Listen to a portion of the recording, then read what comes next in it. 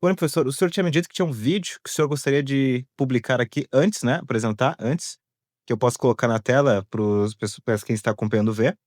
E então, supondo que já tenha aparecido, poderia comentar o vídeo do Sim, Papa? sim, sim. É um pronunciamento do Papa Leão XIV, está no site do Vaticano, no Vatican News, e todos podem conferir lá também, porque tem todo o texto na íntegra, né, e também tem as imagens, né, uma conferência que foi filmada. E nesta conferência, ele cita, né, é uma conferência dirigida a um congresso em Chicago, e ali ele cita, toda essa construção, cabalista, não é, de retificação do mundo. Então é preciso, melhorar o mundo, né, melhorar o mundo no sentido de criação. É preciso, reordenar o mundo, a criação do mundo. E ele fala explicitamente, ele usa o termo cabalista da cabala de Isaac Luria, né, de retificação do mundo, que ele chama de Tikkun Olam. Então eu gostaria que pedir ao Luiz que colocasse, né, esse trechozinho, no início desse nosso podcast aqui, para que os senhores tenham uma noção clara de tudo aquilo que a gente vai falar, como está relacionado ao Tikkun Olam. A paz esteja convosco, saudações de Roma, com grande alegria, me uno a vocês em Chicago, onde a Fundação Les Tourner Als nos reúne para a caminhada anual pela vida contra a esclerose lateral amiotrófica. Horas é um encontro de muitas pessoas. Primeiramente, quero expressar minha admiração e gratidão aos pesquisadores e cientistas presentes aqui. Nossos irmãos judeus nos dizem: um dos grandes projetos de Deus para a família humana é completar e aperfeiçoar a criação muito boa que nos foi dada. Tikkun Olam. Perfeito. Então, supondo que eu já tenha posto agora na edição, né, eu poderia comentar, efetivamente falando as implicações, né, porque este termo é muito hermético para o público em comum. Eu acho que é por isso que o Papa pode falar isso de modo até tão escancarado, porque para a maioria das pessoas Tico-Holanda é nada. Porém, poderia explicar então, afinal, o que é este termo e a importância deste vídeo? Esse termo está relacionado à ideia messiânica judaica. E a ideia messiânica judaica, né, encontrada tanto no Talmud quanto mais, de forma mais esotérica na Cabala, e principalmente a partir de Isaac Luria e depois com o movimento do Hassidismo, a partir do século XVIII, né, refere-se a essa dialética entre bem e mal. Portanto, nessa era messiânica, segundo, o Tikkun Olam seria, né, o momento da retificação do mundo, da reorganização do mundo, da purificação do mundo, já que, a crise do mundo se dá não pelo pecado original, conforme a doutrina católica ensina, mas por uma queda da divindade. E essa queda da divindade, a cabala luriânica chama de Tzim Tzum. E a solução para essa queda da divindade vai se dar no final dos tempos com o Tikkun Olam. E para que haja o Tikkun Olam é necessário que haja primeiro um movimento de degeneração acentuada e provocada para que se viva o pecado de tal maneira que seja necessário a vinda do Messias.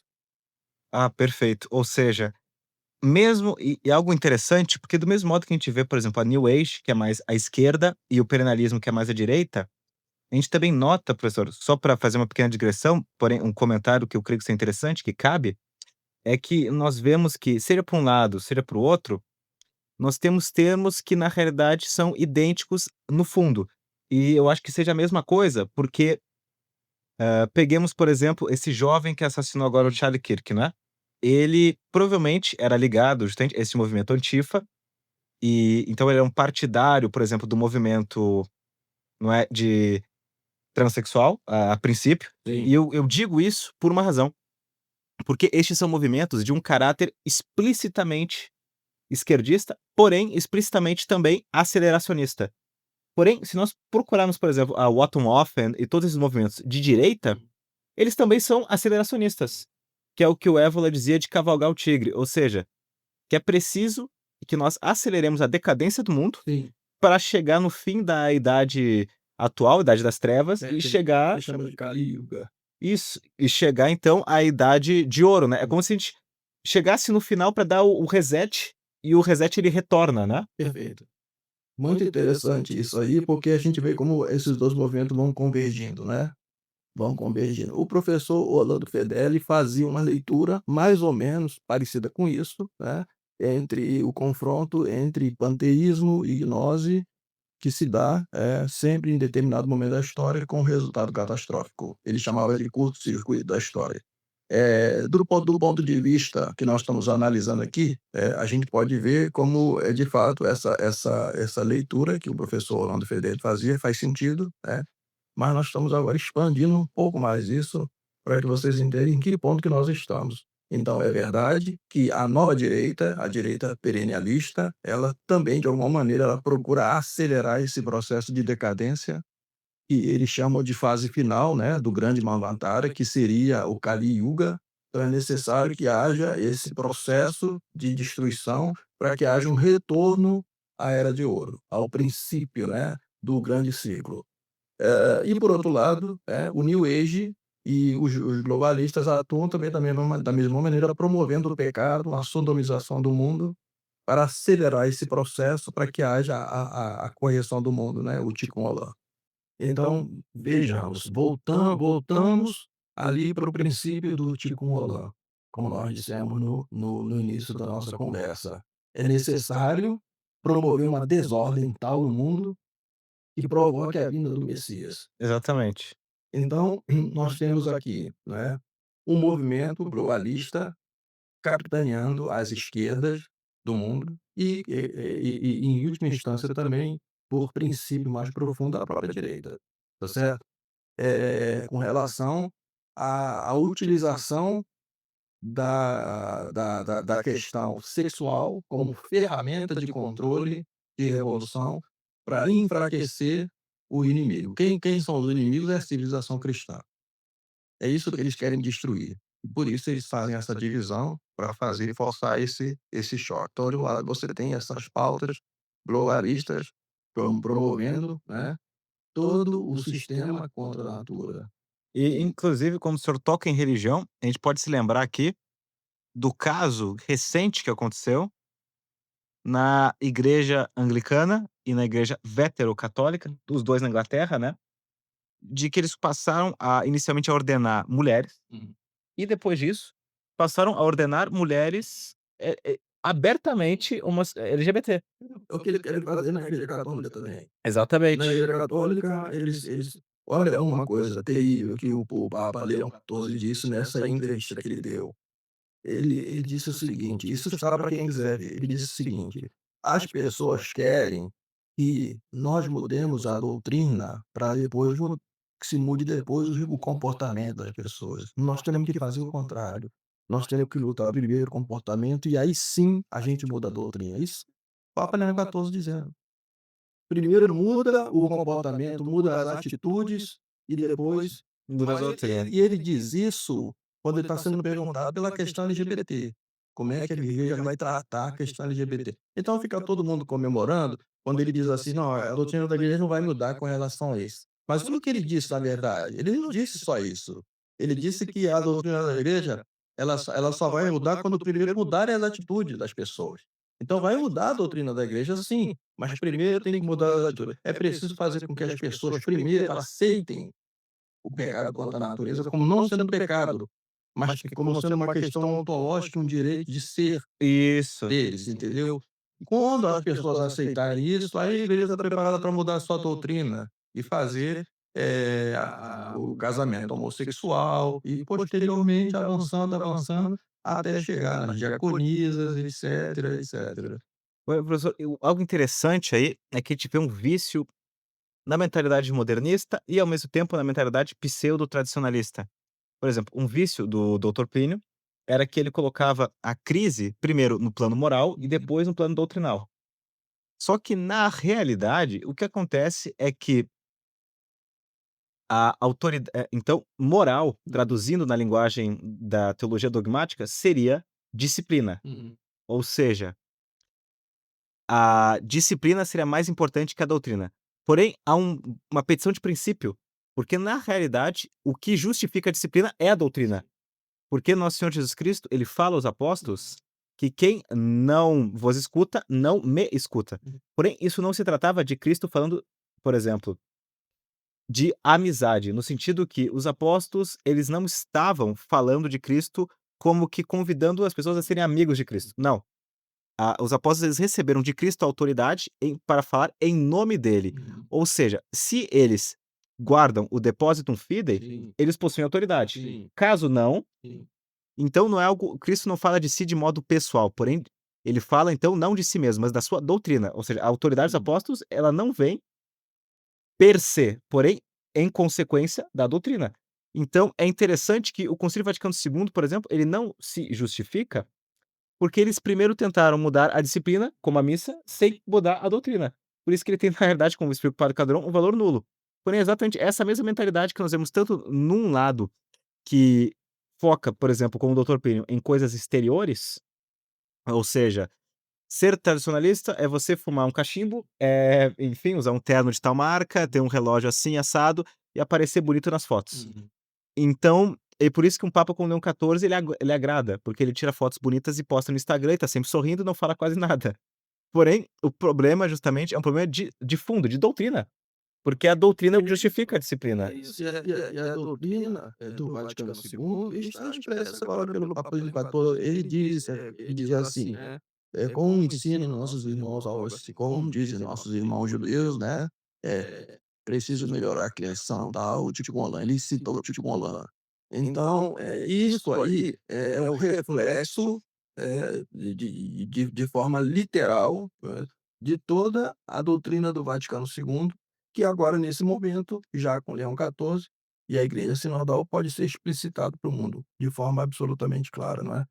E é o que nós estamos vivendo agora, com essa legitimação, do pecado dentro da própria igreja, pela hierarquia da igreja.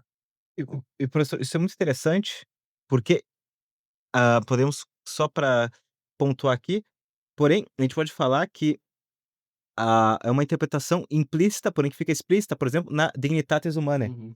Ou seja, porque se a dignidade humana for entendida Sim, nessa maneira sim, ontológica, sim, também abrange. sim. A ideia de dignidade humana, que é utilizada em Dignitatis Humanae, ela provém de Pico della Mirandola. O princípio está ali em Pico della Mirandola. Isso está escrito no livro do padre Rubem Vielli, A Cabala ao Progressismo, né? E que ele vai fazendo essa construção de como essa doutrina cabalista penetrou no ambiente cristão, primeiro por fora da igreja e finalmente dentro da igreja, né. E a última consequência, nós podemos ver hoje, né, ele entrou no Vaticano II como doutrina, e é o corpo doutrinal que faz, né, a chamada igreja conciliar. Então, de um lado nós temos isso daí, né.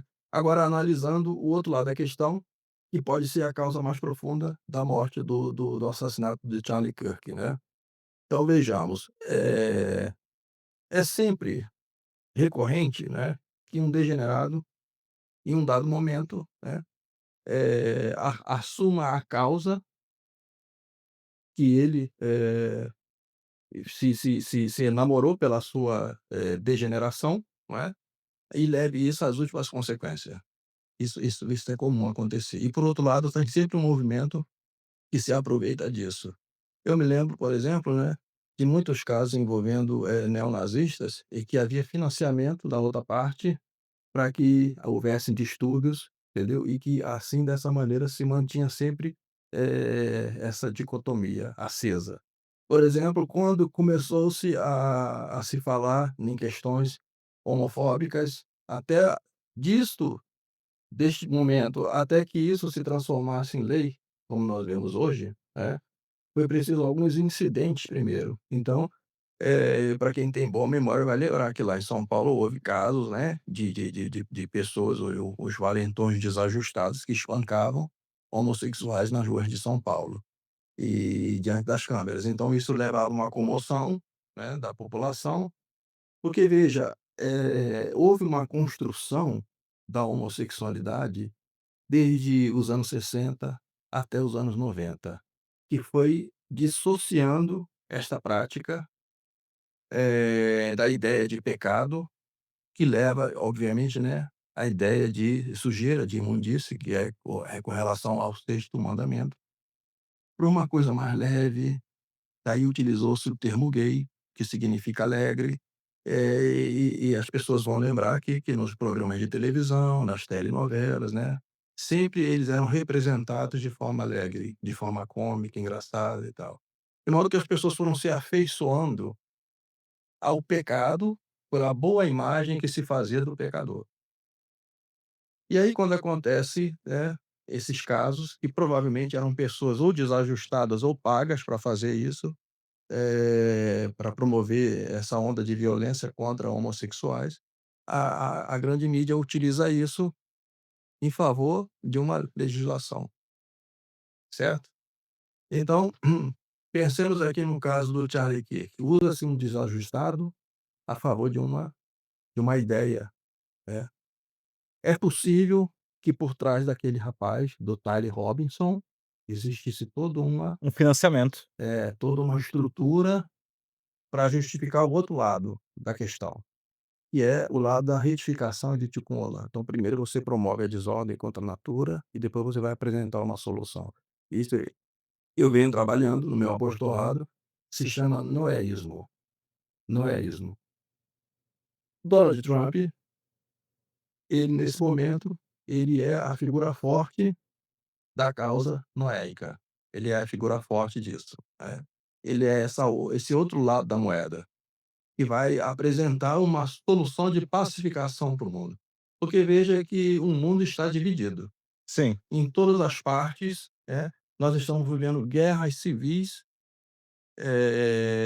que são silenciosas, mas estão uma divisão profunda em todas as partes. Essa polarização provocada pela agenda woke, né, que naquela minha análise do filme do Nosferatu, né, eu falo que são bruxas contra vampiros, né, são 2 lados ruins, né, que estão ali, né, em conflito, e deste conflito, evidentemente, vai ter que vir um pacificador, vai ter que vir um momento de pacificação. E aí você utiliza a morte do Charlie Kirk de 2 maneiras. Primeiro, você pode eliminar um futuro presidenciável que viria a se tornar católico, de um processo de conscientização do que é a tradição católica. Era possível que isso tivesse em processo de acontecer, é possível. E aí você elimina essa possibilidade e faz dele uma espécie de mártir para uma outra causa. Da É, causa política. uma causa política e jurídica. Eu lembro, por exemplo, como os nazistas souberam se aproveitar da morte de Horst Wessel. O Horst Wessel era da SSA e não era uma pessoa que tivesse boa conduta moral, não é? Mas o assassinato dele pelos comunistas, com brigas de rua contra comunistas, ele foi assassinado. E como os nazistas se aproveitaram para fazer da imagem de Horst Wessel, né, uma espécie de mártir de um movimento nacional socialista. Fizeram até a canção Horst Wessel que eles cantavam nos congressos do partido. Então você utiliza um fato que pode ter acontecido, de fato, provocado por uma mentalidade de degenerados que levou às últimas consequências, né, mas por trás disso tem um aproveitamento político da causa. E já está se falando na possibilidade, né, de se fazer um prêmio, e isso, né, os sionistas dizendo, fazer um prêmio, laureando o o Charlie Kirk como um exemplo a ser seguido de cristão sionista. Ou seja, o justo entre as O nações. justo entre as nações, exatamente, é. Bom, professor, algo interessante que eu vi, e que alguns replicaram, é que ainda este ano, creio muito recentemente, o Charlie Kirk começou a mudar o posicionamento dele em relação a Israel Uhum. para uma posição mais crítica. Sim, sim, sim. Ele começou a perceber, não é? Eu acho que isso deve em parte a Candace Owens. A Candace Owens, ela vem, né, avançando também com relação a isso, né. Não é só com relação à questão que envolve Gaza e todo o massacre que está sendo feito ali. Porque realmente é assustador, é assustador. Recentemente, o ministro Smotrich, tem um vídeo dele, ele falando sobre isso. Ele fazendo as contas de como aquilo que agora que foi destruído, foi removido, né, como aquilo pode virar um paraíso turístico e como se pode ganhar muito dinheiro com a reconstrução. Aí ele diz assim: "A primeira etapa para isso nós já fizemos, que foi destruir tudo. Agora vem a etapa da reconstrução e a gente vai transformar aquilo num paraíso turístico e vamos ganhar muito dinheiro". Fala isso claramente, abertamente. É claro. Então, assim, você vê um nível, sabe? Quantas pessoas, quantas crianças foram massacradas, mortas ali para isso. E isso é um princípio de destruir para reconstruir, que é o solve et coagula, Exato. justamente. Qualquer pessoa de bom senso, né, vê uma coisa dessa, a pessoa realmente ela fala que eu estou defendendo a causa errada. Por que que eu estou defendendo Israel diante de uma coisa dessa? Possivelmente foi o caso do Charlie Kirk. Ele deve ter chegado num momento de autorreflexão e considerado isso. Falou assim: "Espera lá, não é possível, não é possível. Eu defendo a vida, eu estou defendendo a vida. E o que eu estou vendo ali? Aquelas pessoas que eu acho que defendem a vida estão promovendo um genocídio em Gaza contra pessoas indefesas. E justificado por quê? Não tem justificativa. E o exército americano A mais que fez lá o mas isso justifica o extermínio da população inteira? e o exército americano, hã, trabalhando para ajudar Trabalhando para isso, e o Trump também, e né, financiando. favorecendo isso, favorecendo isso. Onde que isso vai dar? Isso vai dar justamente, né, num tribunal, que chama o Tribunal Divino Internacional, que já foi até o próprio Trump foi convidado a presidir esse Tribunal Divino Internacional, que seria para implementar as leis de Noé, para dar um mínimo de ordem ao mundo desfigurado, destruído, né, pelo wokismo e por toda essa loucura dessa agenda globalista. Então isso tem um propósito, entendeu? O propósito é promover a degeneração a chegar a tal ponto e que vai ser necessário o consentimento das pessoas sãs para que haja um tribunal, divino internacional.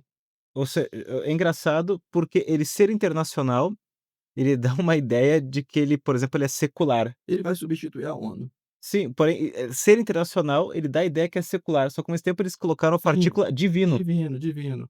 Porque vai ser secular, porque a religião de Noé, ela é uma religião secularizada. A ideia religiosa que existe no noeísmo, ela só tem um nome de religião. No fundo, né, as chamadas leis de Noé defendem valores meramente naturalistas, e que une todas as religiões a partir de um denominador comum, não é? E que visa a fraternidade universal e a paz mundial sob essas leis. Agora, quem aplica essas leis, quem julga essas leis e quem ensina essas leis são eles. Eles é que vão presidir a coisa toda, porque aí eles reservam o direito de ser religião propriamente dita, né. Então, aí sim se dá a chamada retificação, o Tikkun Olam, não é, e preparando para a vinda do Messias com a construção do terceiro templo. E é muito interessante, professor, justamente porque isso a gente volta justamente a essa dialética no seguinte sentido: do mesmo modo que na China, por exemplo, a gente tinha o confucionismo, que era aquele código moral para a população comum, e o taoísmo Uhum. para as elites e os intelectuais, justamente porque o taoísmo ele trabalha com o bem e o mal, ou seja, É, de tal modo a que os governantes eles lidem com a ideia isso, do bem e do mal. exato, Ou seja, a religião complementares. sim, então, ou seja, a religião que ou seja, para as massas, o panteísmo, para um grupo seleto, Sim, a gnose propriamente dita. exatamente, é. É o mesmo princípio defendido pelos perennialistas. Por isso, mesmo o Trump estando alinhado com perennialistas, ao mesmo tempo ele está alinhado com o Rabalo-Babide. Sim, porque não há contradição real. Não há contradição real, entendeu? Vai ser sempre a ideia de uma elite com poder religioso e a massa, né, com uma espécie de Filosofia moral. filosofia moral, ou que eles chamam de tradição esotérica com X, entendeu? Isso é um pouco como É o a chamada unidade das religiões, lá em cima a unidade transcendente da religião, que é o próprio judaísmo. isso é interessante, professor, porque isso está ligado justamente um pouco ao humanismo integral Sim, do justamente do Maritain, porque o Maritain, sim, por exemplo, ele fala que o problema para ele da teologia moral é que a teologia moral ela só tratava de assuntos que eram sobrenaturais. E ele fala que o problema da filosofia, uhum, da moral filosófica natural, uhum, é que só tratava de assuntos naturais. uhum, Então ele propunha justamente uma solução sim. que seria justamente de certo modo, uma filosofia, por exemplo, moral, divinizada. Sim. Só que ainda assim permanecesse secular, Uhum. porém com uma partícula sobrenatural. É a mesma coisa, no sentido que você vai ter para as pessoas a massa, Sim, uma filosofia natural, porém iluminada de cima, como que um deus ex machina, por um grupo de iluminados. sim, exato, exato. E esse grupo de iluminados são os de Israel. São os de Israel. É para isso que o movimento Rabalubali trabalha. E o que é feito da Igreja Católica? A Igreja Católica transforma-se no chamado catolicismo de Israel. A função dela é promover a unidade do gênero humano e a paz mundial, para que seja ela, né, aquela que vai promover essa unidade das religiões. E nós vemos que os papas conciliares, eles passam a trabalhar em favor disso desde o fim do concílio. E aí nós caímos, né, terrivelmente na era apocalíptica. Por que eu digo isso? Porque nós retornamos às 2 primeiras heresias do cristianismo, que é a heresia dos ebionitas e dos nicolaítas. É interessante isso porque a primeira, a dos ebionitas, é o movimento judaizante. Negação da divindade de Cristo pelo adocionismo. Então Jesus Cristo, ele só se torna filho de Deus depois do batismo. Porque ele toma consciência que é Deus, Exatamente, é. porque antes ele não sabia. Exatamente, é. Mas ele não é propriamente o Messias, entendeu? E, por outro lado, você tem a heresia nicolaíta que permite o pecado. Sim, É uma heresia contra a lei, é antinomista. que é citada por São João Evangelista, inclusive no Apocalipse. Por isso que eu digo que, nós entramos, né, nessa era do Apocalipse exatamente pelo retorno a essas 2 coisas, um processo de judaização do catolicismo que dá no catolicismo de Israel, porque quando você vê o Papa Leão XIV citando o princípio cabalista do Tikkun Olam, você já imaginou? Era possível pensar isso durante a história da Igreja Católica, um Papa fazer esse tipo de citação? Cita uma mística de uma outra religião. Sim, Olha, professor, algo interessante que o senhor falou é justamente legítima, cita como legítima. e algo interessante que o senhor falou é justamente que isso começou no Vaticano II, por exemplo, quando o próprio Papa Paulo VI foi lá inaugurar a ONU, Sim, porque ele estava removendo dele uhum, exato. o privilégio que sempre foi do Papa de intermediar as relações. Sim, ele faz isso pouco depois depois de tirar papal.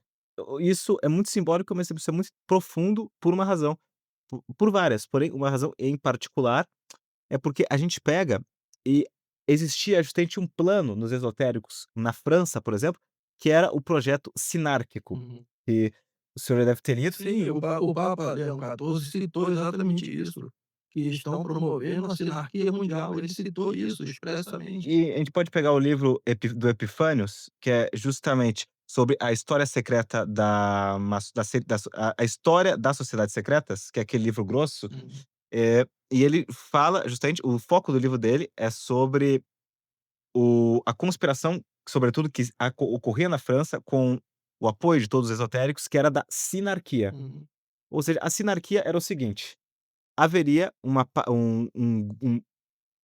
um grupo, que quer formar um governo mundial e que esse grupo ele seria dividido justamente naqueles que são, por exemplo, operativos, especulativos e naqueles que são propriamente místicos, ou seja, religiosos. E então a obrigação dos operativos é financiar aqueles que são especulativos e místicos. E para resumir, eles teriam um corpo monetário para financiar todo o sistema, um corpo especulativo que trata das leis uhum, e um corpo religioso que ele teria a pretensão de integrar também a religião católica como uma das tantas religiões sim, no projeto. sim, Ou seja, e isso ele trata de frisar bem, porém no plano sinárquico, que vários esotéricos tinham no século XIX e que foi descoberto, é que ele foi descoberto porque todos aqueles que estavam envolvidos com o plano, eles acabavam morrendo. E eles misteriosamente, eles acabavam morrendo, e os secretários, as pessoas envolvidas também acabam morrendo, para que o plano ele não chegasse a conhecimento da justiça. Porém, em resumo, só para não alongar muito, porque isso daria até um podcast à parte, porém, é interessante que eles fala e ele frisa que a Igreja Católica ela não será destruída, ela tem que ser integrada uhum, no projeto sinárquico. Ou seja, terá justamente uma conferência nacional das igrejas, E a Igreja Católica, do mesmo modo que os budistas, os hinduístas, os ortodoxos, vão integrar. Isso está contemplado no concílio.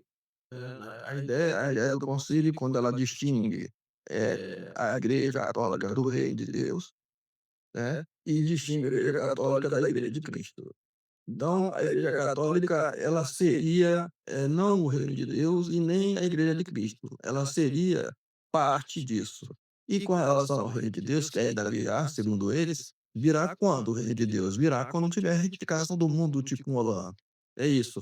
E segundo eles, o que seria a Igreja Católica então? A Igreja Católica seria como o primeiro rebento que surge dessa raiz que é, né, a todas as religiões estão ali em potência, e no momento em que brota o primeiro ramo, essa é a Igreja Católica, por isso ela tem a missão e por isso tem a nota de catolicidade no Concílio Vaticano II. Veja que eles não removem a nota de catolicidade, mas eles deformam essa nota de catolicidade para dizer que a missão da Igreja, como católica, é ser ela a que vai fazer com que todas as religiões, que são igualmente boas, porque provêm da mesma raiz, né, Se unam.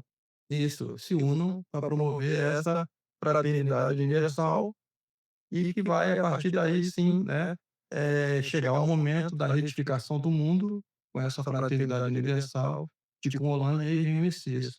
Isso é, a Igreja Católica seria uma irmã mais velha Isso. que tem a tarefa de organizar É.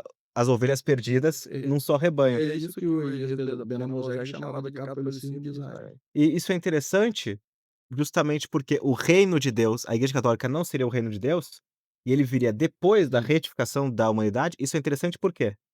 Porque o Papa Paulo VI, ele colocou a festa de Cristo Rei praticamente para o último dia litúrgico. Sim, exatamente por isso. Ou seja, ele tirou da Exato, data exato, original exato. e colocou praticamente no último dia da liturgia. E é a mesma coisa que diz o Maritain no Humanismo Integral, entendeu? Então o reino de Cristo, né, o Cristo Rei não pode ser aqui, não pode ser aqui, Justamente. né.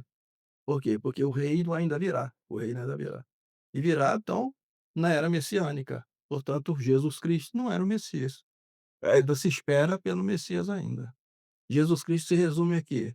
Se resume a uma espécie de grande homem, grande sábio, um grande mestre. Aí voltamos ao Ah, ao o adocionismo. adocionismo, dos ebionitas, né. Voltamos a isso, não é. Mas é justamente o ponto que nós estamos hoje. E professor, é interessante então que a gente vê que o Trump, por exemplo, para retomar, ele é o principal interessado na reconstrução de Gaza, Sim, sim. tanto que já tem até um É o projeto. negócio dele, é o Sim, hotelaria. um jornal italiano, porque isso ainda não foi oficialmente publicado, porém um jornal italiano, recentemente, ele fez o trabalho Uhum. de projetar como se dará a reconstrução de Gaza. Sim, E adicionaram lá, então, o Resort Trump, sim, exatamente. e numa parte eles colocaram uma como é aquele negócio da inteligência artificial? Sabe, aquilo que suga muita água, eu esqueci agora. Enfim, eles projetaram lá aquela área de Gaza e numa parte tinha um resort Trump e noutra parte tinha justamente como se fosse um Vale do Silício menor para focado em inteligência artificial. Ou seja, isso é hilário, porém o Trump, ele é o principal interessado e é por isso que ele vai levar a cabo este projeto. E isso, não afirmando, porém, de fato, possa ser que isso seja até mesmo um inside job, Hum, porque justamente ele se convertendo. O problema é que o Trump, ele é aquela direita que ela é aceitável, hum. que ela É a direita que eles querem que faça esse processo de retificação do mundo, enquanto a esquerda promove, e vamos colocar de outra maneira, porque a cabala, ela se subdividiu em 2 forças, que são dialéticas, tá certo? Uma força, de Jacob Frank, que promove o Jacob Frank, por exemplo, ele era contra o Talmud, ele queimou o Talmud publicamente. É, porque ele dizia que o rigorismo excessivo das leis, e ele era contra as leis. Porque o Jacob Frank prega o antinomismo, a abolição das leis e o pecado como um meio de santificação. O que nós, voltamos lá para o pico da Mirandolha, é preciso descer pra subir. para subir, é preciso descer fundo, porque é através do pecado é que você vai ter a santificação. Então essa vertente franquista vai promovendo essa degradação do mundo, não é, pelas elites globalistas. E a outra vertente é a vertente racídica do Rabbah Lubavitch, que vai propor a retificação do mundo. Daí entra a figura do Rebbe, né, como peça fundamental para isso. Então, enquanto você tem essas elites globalistas, né, trabalhando de forma franquista, promovendo a degeneração dos costumes, né, e as ideologias de gênero, transhumanismo, etc., você vai ter a direita, a nova direita, sendo promovida pelo movimento Rabbah Lubavitch, a fim de propor no momento certo a A solução. retificação do mundo, a solução do mundo através de um tribunal, né, internacional divino, que substituirá a ONU. Esse projeto, eu fico abismado de ver como que os católicos desconhecem essas coisas, porque isso tudo está desde os anos 90 sendo colocado. Inclusive, há um rabino que já nos anos 90 propõe que se mudasse, né, o nome ONU e se colocasse, né, Organização para os Filhos de Noé. Isso não é coisa nova. Entendeu? E toda essa relação do Rabino Ben Moshe com o Vaticano II é perfeitamente rastreável. Perfeita, por exemplo, né, o grande amigo de João Paulo II, que era Hélio Toffoli, o Rabino de Roma, o pai dele foi aluno de Elie Ben Moshe. Ou seja, é impossível que João Paulo II não conhecesse o projeto do Rabino Ben Moshe para o catolicismo, o chamado catolicismo de Israel. Bom, e há várias citações de prelados, né, da Igreja Conciliar, A gente pode pegar citando Ben Moshe. A gente pode pegar o próprio Catecismo João Paulo II e os irmãos mais velhos. Tá lá, né, a aliança com Noé, que ainda permanece, Que tá lá no Catecismo de João Paulo II. Ou seja, que a antiga aliança não acabou. Não acabou, e a antiga aliança, ela é principal, porque Mais velha. a nova aliança, ela seria no sentido do pacto com Noé, de cumprir as leis de Noé. Isso está lá no Catecismo de João Paulo II. Ou seja, a salvação viria pelos judeus, resumidamente falando. Sim, sim. Ou seja, Mas é uma deformação daquilo que nosso Senhor disse para a samaritana, porque quando nosso Senhor disse para a samaritana isso, né, ele está falando daquela época com relação à verdadeira religião. a ele mesmo. A ele mesmo, porque ele era filho da raça judaica, não é? E apesar de certa maneira, se consuma com ele, com a vinda dele. E, no entanto, o Vaticano II e Nostra Aetate, ela usa isso no sentido de que essa salvação, ela ainda está para vir na época messiânica. E o Joseph Ratzinger defendia, né, esse duplo messianismo. Por dizer que nós cristãos acreditamos que Jesus Cristo era o Messias, os judeus acreditam que não, que o Messias ainda virá, e está perfeitamente de acordo, porque, afinal de contas, Jesus Cristo voltará, então será o nosso Messias voltando e o deles chegando pela primeira vez. A esquizofrenia da coisa, entende? O problema do hegelianismo é que quando se tem uma tese e uma antítese, o processo de síntese ele é infinito. Sim. Ele fica num loop infinito, porque na realidade, o materialismo, ele não tem capacidade per se de se redimir a si mesmo. Então a gente nunca chega num final da história propriamente dito, porque então a gente entra justamente apesar dos curtos-circuitos que continuam acontecendo, a gente nunca chega propriamente no final da história, justamente porque, para os materialistas, a finalidade do homem é neste mundo. Porém, a gente vê que, na realidade, o final da história, provavelmente, é justamente o apocalipse, o juízo final, que é algo Deus ex machina, ou seja, é Deus que dirá aquele momento que o próprio que nosso Jesus Cristo ele fala que somente o Pai sabe a hora. Então, na realidade, quando a humanidade ela tenta acelerar o final, na realidade ela propõe para que Deus disponha. E de fato, efetivamente falando, eles podem nos aproximar sim do final, porém do apocalipse, que já estava para cumprir então cada iota daquilo que estava escrito, da lei, não é? Uhum. O Rebbe, o sétimo Rebbe, Menachem Nassim, ele fazia uma analogia, né, dos tempos de Noé com os tempos que estávamos vivendo ali, do século XX, né, em 1994, usando, né, o número 7 como referência. Então, lá quando Noé, né, estava entre os 600 anos no sétimo século da vida de Noé, 630 anos de idade, o dilúvio, né. Então, segundo o calendário judaico, essa desencadeamento, não é, provocado pelo pecado, porque o que provoca o dilúvio É o pecado da humanidade. é o pecado.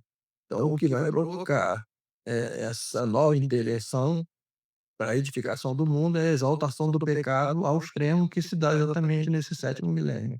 Segundo, né, o calendário, judaico, é mais ou menos isso, né, o calendário deles está mais ou menos não sei de cabeça aí, mas é mais ou menos algo assim, né. Seria mais ou menos isso, fazendo uma referência, né, ao 7º século de Noé, entendeu.